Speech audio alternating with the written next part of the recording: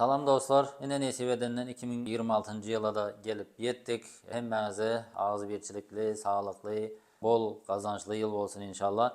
Endi bundan beylek etmeli işlerimiz okuwa. Eğer üniversitede kayıt olmak isteyen talipler önümüzdeki yıl için 2026-2027 yıl için təzə başvurularına ayarlanan okuçular var olsa hazırdan maslahatımız bizim tercüme merkezi ofisimize gelseniz gerekli resmi namalarınızın tercümeleri ve denklik başvurusu boyunca biz hazırdan başlamanızı maslahat veriyoruz. Sebebi oku başvuruları başlan vaxtında siz arkancaq elinizde bir neçə dokumentleriniz eyyam tayar duruyandır. Ve okuğa girmek isteyen tanış bilişleriniz var olsa da bu videonu paylaşın, hemen havarı olsun. Hazırdan geç kalman, bir neçə okuçulardan öndə gitmenizi maslahat veriyoruz. Bize ağza olup başka da sorularınız bolsa komentari bölümünden sorularınızı yazıp kaldırmayı yaddan çıkarmayın.